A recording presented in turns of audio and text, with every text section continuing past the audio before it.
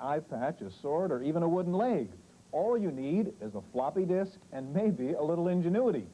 We'll take a look at software piracy coming up on the Computer Chronicles.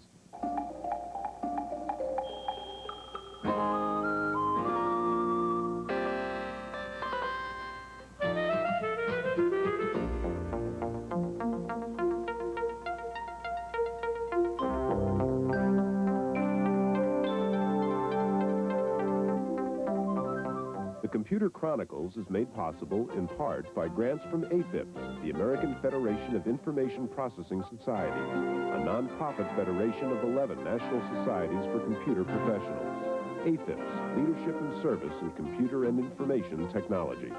Additional funding is provided by McGraw-Hill, publishers of Byte. Byte's detailed technical articles on new hardware, software, and languages cover the latest in microcomputer technology worldwide. Byte, the international standard.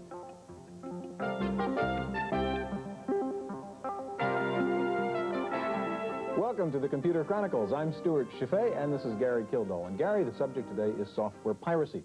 Now, Gary, I know a guy who at home has this tremendous collection of software disks piled high, and he proudly boasts to me, I didn't buy a one of them. Now, from your perspective as somebody in the software business, how serious is the piracy problem? Well, Stuart, it's a very serious issue. The problem is that as a software producer, you can't tell how much you're going to sell versus how much is going to be stolen. And as a result, the prices just go up to take care of that difference.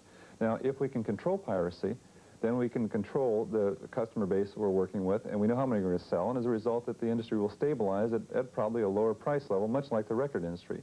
So I think the issue right now, in terms of mass marketing of software, is just how much can you control in terms of the piracy issue.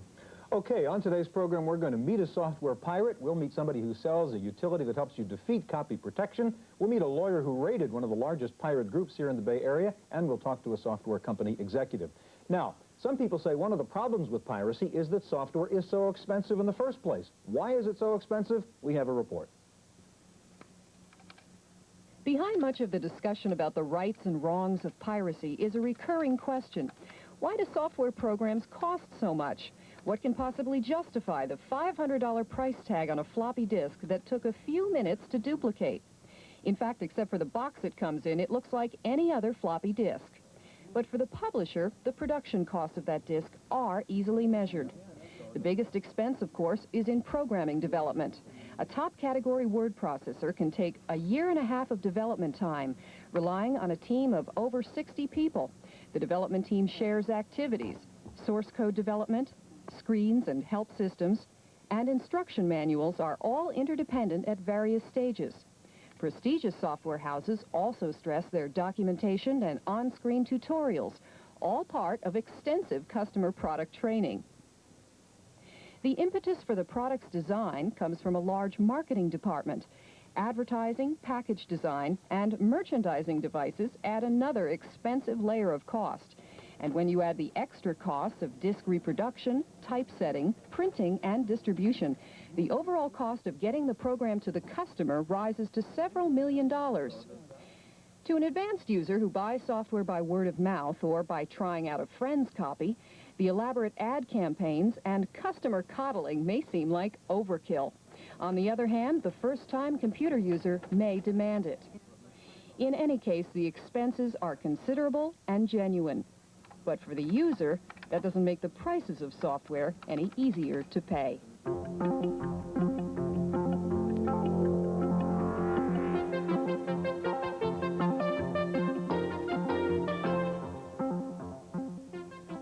With us now is Mark Pump. Mark is the president of AlphaLogic Business Systems, makers of a utility called Locksmith that helps you copy software.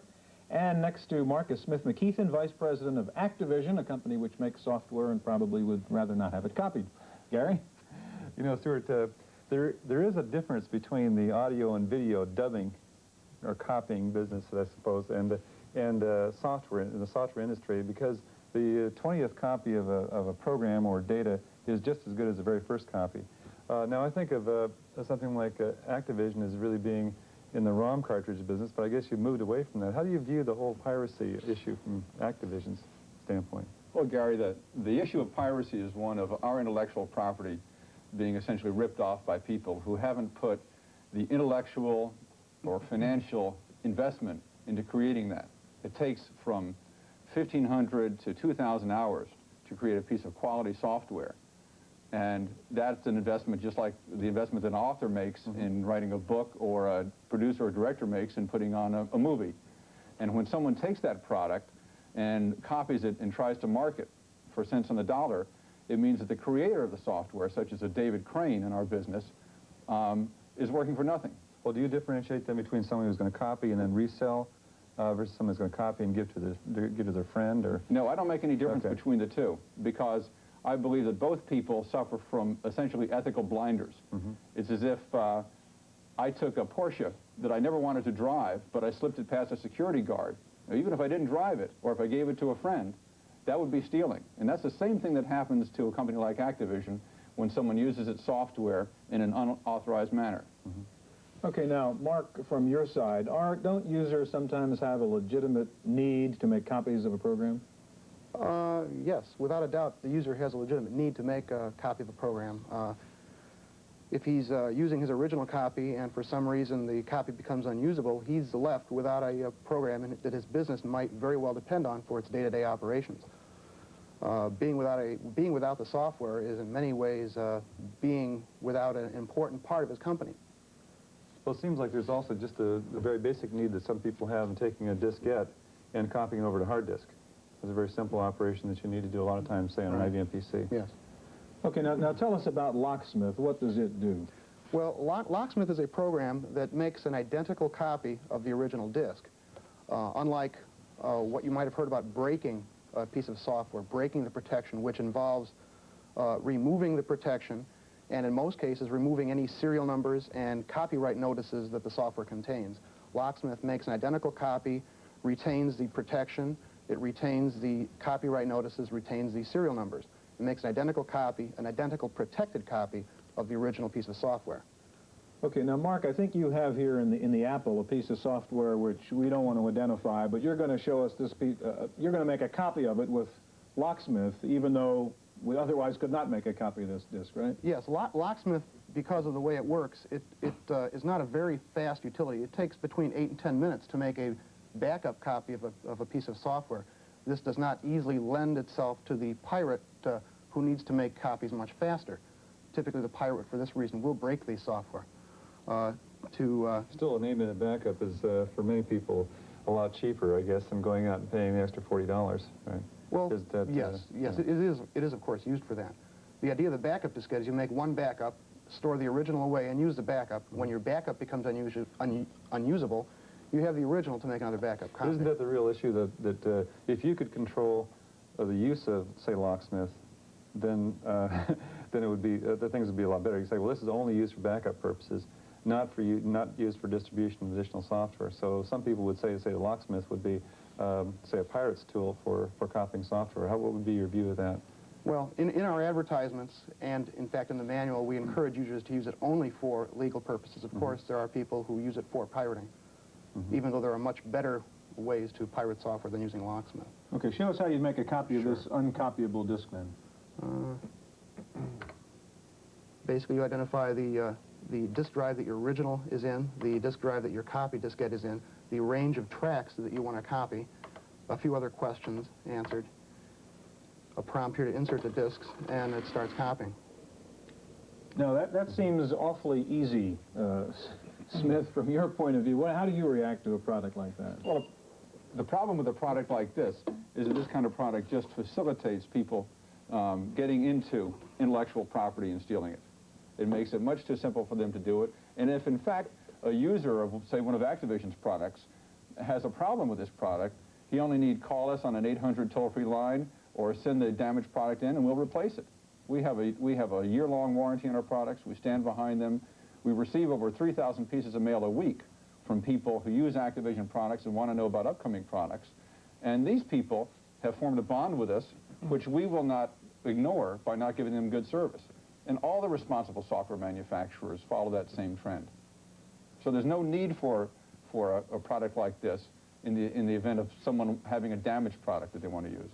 Well, again, I think it goes back to the issue that maybe the software providers, people who write the software initially, aren't really allowing for the possibility of a backup for a legitimate user. At least I've run into that particular problem myself, that we go back to the diskette over the hard disk. There's programs I just simply can't use because I have no way of getting them onto a hard disk system, which is where all my programs are located. But have you talked to the manufacturer about that? Oh, sure. And then they say, well, they have no way of controlling the distribution of that kind of thing. A backup, again, opens up the possibility of illegitimate copying. Well, there may be a tension in the system, but the problem is that a product like this and the wide use, the wider than we like to have use of illegitimate copies, really can, in the long range, spoil the production of creative intellectual product for everybody. Absolutely. And that's a zero-sum game.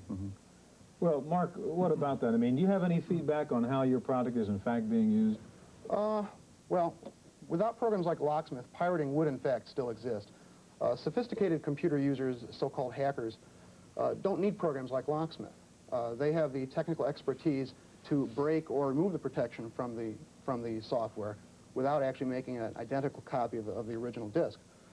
I'd say that's true for real dyed-in-the-wool pirators, but I think that I've experienced this myself because I have a 15-year-old son who's involved. Now, I've tried very hard to keep him from copying software, and he's very good at that, but I see a community of say, relatively unsophisticated users of that age group that do some copying, and I don't think in many cases they would be doing it if they didn't have programs available to unlock some of these things.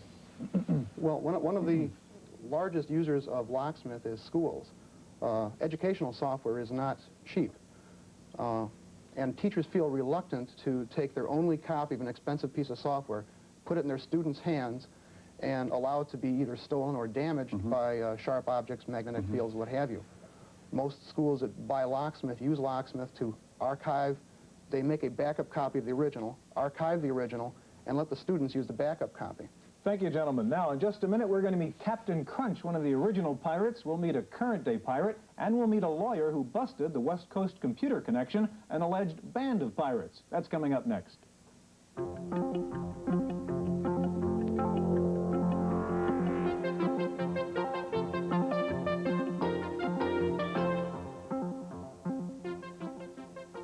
With us now is Captain Crunch, whose real name is John Draper. John was called a pirate when that referred to stealing long-distance telephone calls rather than software. And sitting next to John is Neil Smith. Neil is a partner in the firm of Limbach, & Sutton, and Neil might be called a pirate buster these days. Gary? Yeah, John, I guess the phone phreaking of the 60s is sort of the computer hacking of today's date. And you were, I guess, what we'd call a phone cracker, and you got into the system and so forth. I guess you'd be considered a pirate in those days. Now you've moved into being a software vendor now. You're author of Easy Writer. You're working on a lot of Mac software. How do you feel about software piracy? Well, it's definitely a problem, and the problem is probably because of the very high cost of software. And the reason for that, of course, is that programmers can't work for nothing, and the cost of development is very, very high. And with that in consideration, this is the reason why a lot of programmers are reluctant to come out with good software. Freeware seems to be the best way to go all around. It eliminates a lot of the problems caused by the copy protection thing. Now, freeware has the problem of the support around it, though, also. Right, exactly, and you must really support the product in order to come out with freeware. It takes a lot of dedication. And only for those people that mail in their $20 or $30 checks will get the support and the licensing to run the program. Neil, would you agree about this problem of expensive software? Well, I think we have somewhat of a chicken or egg problem, because if you look at the marketing of software, you'd find that one of the reasons software has to be marketed so high is to recoup those high development costs, the amount of money it takes to develop that software in order to get good software that has the bugs worked out. Or even a reasonable ad campaign. Well, that's right, to do that. And if the manufacturer could count on everybody who uses programs buying one, that cost could drop dramatically. And I think in many cases we're fooling ourselves in blaming the high price, because in many cases, if that could be spread out, everybody would buy one. It would be very much like records, perhaps $10 a piece, rather than quite a bit much more. Neil, we've been trying to get a handle on the volume of this problem, and you happen to have a catalog there from the West Coast Computer Connection. Show it to us. Right, let me show you this. This is one of the more brazen operations. This is a multi-page catalog listing just scads and scads of titles of pirated software, documentation, including some of the cracking programs, and Locksmith. It's interesting, Locksmith is on both sides of these. They have a problem with their proprietary software being pirated as well. Okay, what was the West Coast Computer Connection doing, and what happened to them? Well, what they were doing was they were marketing mail order. They were making contacts, not through bulletin boards. This was a few months ago, not through bulletin boards that we knew about really, but through the advertising and through the marketing catalogs being distributed. And what we did there, it turns out this happened to be, and I'm not saying everybody's going to get by so easily, but it happened to be some juveniles, and because of the concern about that, we really went over and visited them and explained the seriousness of this, and they agreed to cut it out. We have a written agreement from them that they would discontinue it. The remedies under the law are much stronger, and we may want to talk about that. Thank you, gentlemen. We'll be back in just a minute. As we heard, some people suggest that if software were cheaper, then there wouldn't be the motivation to have piracy. Wendy Woods took a look at that idea. Overlooking the San Francisco Bay, and here in this little garage, is one of the most revolutionary software businesses in the United States. Welcome to Headland Press. This is the home of freeware, specifically PC Talk, a communications program that's not copy protected.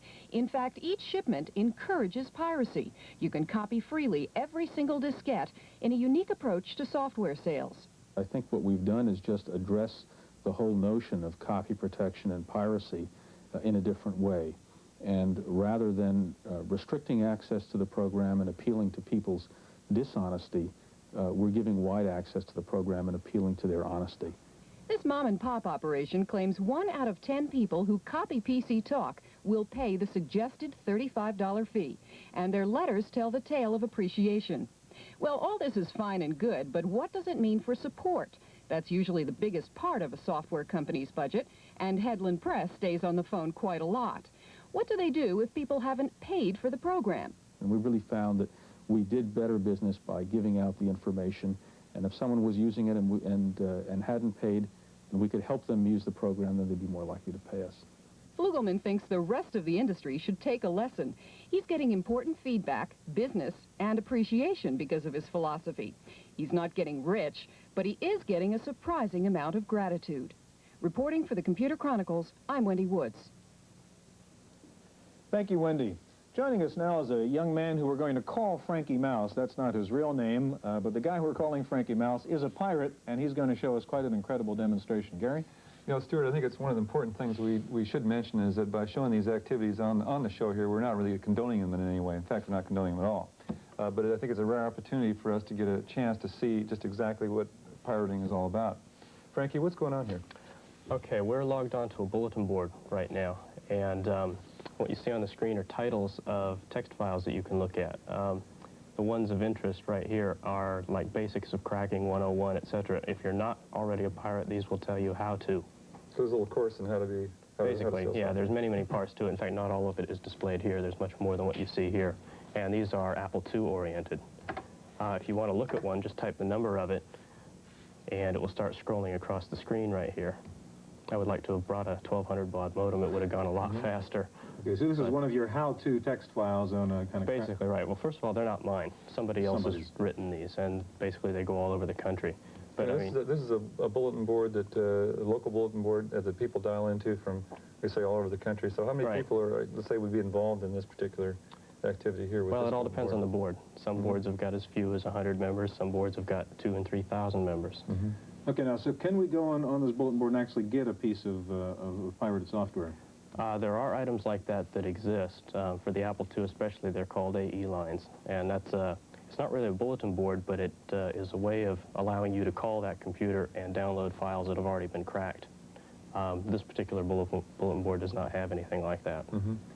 Okay. How many bulletin boards are there like this throughout the country, just as a guess? Do you have any idea at all? Hundreds or? Hundreds, maybe thousands. I have really no idea. They're all over the place, though. How do you feel about that? I mean, do you feel like it's why do you do this? What's the reason? Well, unlike West Coast Computer Connection here, we don't do anything like that for profit. Basically, it's just for fun and recognition. I mean, if you have a popular name, such as you mentioned the name Mr. Crackman to any pirate, and they'll know who you're talking about. They won't know who he is personally, but they'll know who you're referring to. So your interest is in, I guess, in the fun that you would have in actually cracking the program, and that's the activity that is it's kind of around like all a this. game, Mm-hmm. right? And, you know, you're outsmarting the software makers. Do you feel like that has any, are there any moral issues at all that you're worried about? Well, you can't deny it. I guess it is stealing. I mean, you didn't pay for it, and now you have it. I mean, you've got it somewhere. That's stealing. Mm-hmm. And I really can't say, though, how much software companies lose in revenue because, first of all, copied program is like free advertising in a way because it goes out. And among me and my friends, we have sort of a code of honor that we follow. If we have a program and we use it a lot, we like it, we will go out and buy it, simply so we have the manuals and the support and all that stuff. Frankie, if you could log off here, and I want you to show me your pirated DB master in a second. And Neil, while Frankie's doing that, how do you react to what you just heard from Neil as a guy who represents software publishers? Well, I think there's both a moral issue here and a legal issue. We talked about before, and you know, Frankie didn't hear that, but he may catch it later. Really, the fact that people are using this software and not paying for it really means the software is a lot more expensive. And I think that there's an economic issue here that they really, if everybody was using it, paid a small amount, we'd probably have the price drop dramatically. The second part is the legal, and I'm happy to hear Frankie admit that it is in fact stealing. It is in fact a criminal act. There's a copyright infringement has been a crime and continues to be a crime. You can get a year in jail, perhaps more monetary fines, as well as use of trademarks where you do use the name of the trademark. We have a new criminal counterfeiting statute that provides up to 5 years in jail. So, okay, sure. Let's go back to Frankie. What do you have here now, Frankie? Okay, this is a popular program for the Apple II known as DB Master. And it's protected like crazy. You can't copy it conventionally. What did you do? What we've done to it is we've totally opened it up. I mean, you can copy it from BASIC right now. There's no protection whatsoever. And one thing that we found that was interesting when we did it is that DB Master is written for a large part in BASIC. I mean, most commercial programs are written in assembly language. So in the process of copying this right now, listing down. Right. What would it take, Frankie, for you to buy a program? I'm not sure I understand. Well, rather than steal it. So is there any incentive that a manufacturer could provide for you to buy that program?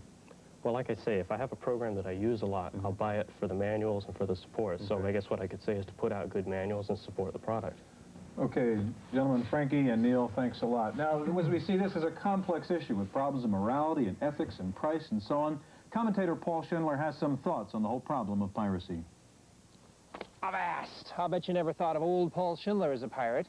But you know, there are some people who do. And that takes us to the heart of the software piracy question. Is it moral or isn't?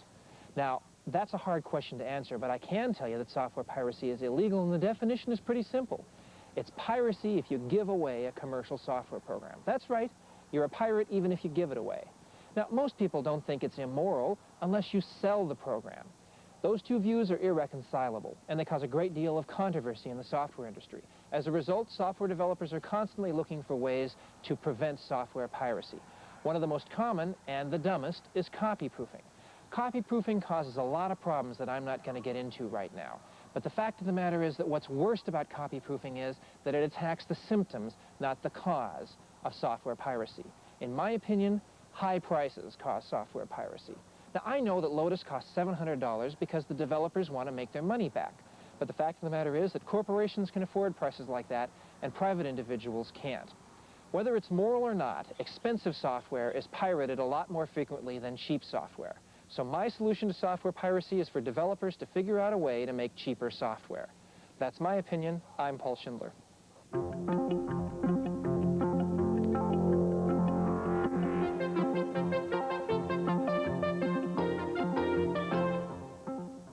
I'm Amy.